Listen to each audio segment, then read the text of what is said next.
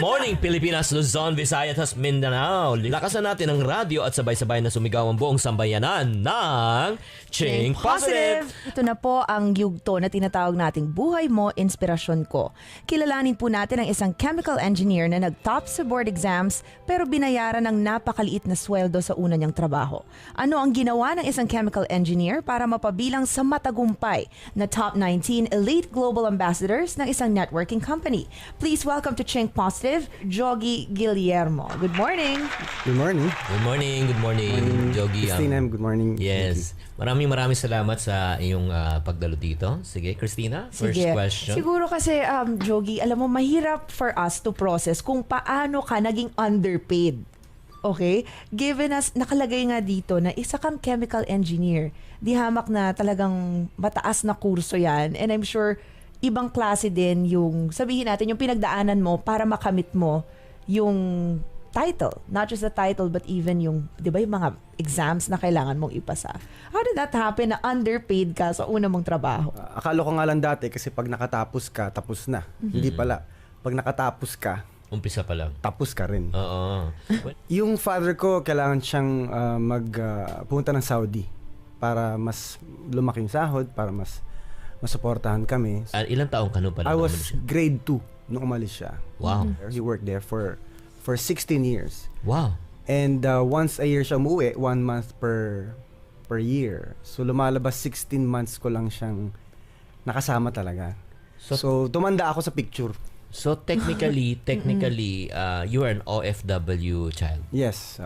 Anong nararamdaman ng isang 8-year-old na may alam mo ba na matagal siyang mawawala? Hindi eh. Kaya nga gusto ko malaman Ano yung konsepto, yung proseso. no? Oo.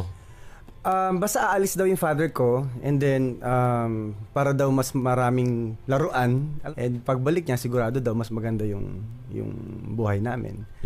Kaso nga lang, syempre pag bata ka, lagi mong tinatanong na, kailan uwi si Papa? Kailan uwi si Papa? Wow. So malapit na, gano'n lang. Tapos hanggang sa, yun nga, dumaan ng 1 taon, 2 taon, hanggang sa naging nakasanayan na rin. Kaso, syempre pag nakikita mo yung mga friends mo na pag may event, kompleto sila. Yun yung medyo naging kulang.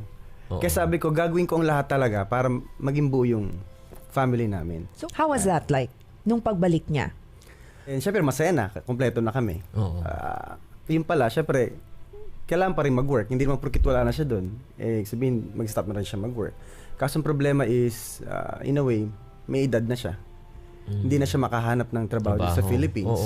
Iba na yung orientation dito. Oo. So, ibig sabihin, 16 na taon na nagtrabaho, pagbalik dito, ubos din. Yeah, yung naipon nila for 16 years, naubos in just 6 months. Wow! That's crazy. Oo. So ako na talaga, ako yung naging breadwinner sa amin. Kaso nga lang, ang dilema ko is, sa sahod ko, malabo. Pinakamatinding pagsubok na dinaanan mo nung syempre, di ba, question mark yan liit ng sweldo ko, tapos nothing is really working. You've been trying your best, di ba? Pero wala pa rin nangyari. Ano yung pinakamatinding pagsubok na dinaanan mo talaga? So yung lowest point ko is nung one time na nagkasakit yung mama ko. Nagkaroon siya ng problem sa heart. Yung wala kang magawa. So kailangan lang humingi ng tulong sa kamag-anak sa US. Alam mo, Christina, this is a really typical OFW, no? Yun talagang hindi lang nangyayari sa Pamilya Jog at marami tayong mga manonood ngayon at nakikinig ngayon. I'm sure. Nakaka-relate kayo. Oo. At yung mga tao ngayon nandun, maari ito'y kapulutan nila talaga ng aral. Totoo yan. Okay, so now, Jogi, ano na yung naging diskarte mo? Given that failed na nga lahat, di ba? Yung dalawang attempts to actually generate income, hindi, sabihin natin, it fell through. Anong diskarte mo na? One Thursday night, I received a call from a friend ng college days. Hanggang sa mayroon siya daw na-meet na engineer din, about my age, na was making big 6 figures per month. Pag ganyan kasi, I believe kaya yumaman na isang tao, bakit kumikita ng maganda? Kasi meron lang siyang alam na hindi ko lang alam. So, kailangan ko lang alamin ko ano yun. Kasi meron din silang ginagawa na hindi ko lang ginagawa. So, yun pala, networking. So, nung una, ayoko kasi sabi ko, hindi ko yan linya. Kasi dalawa klase ng tao may career-oriented and may result-oriented. Okay, ulitin natin. Career-oriented and result-oriented. Oriented. How would you differentiate the two? Yung career-oriented, ito yung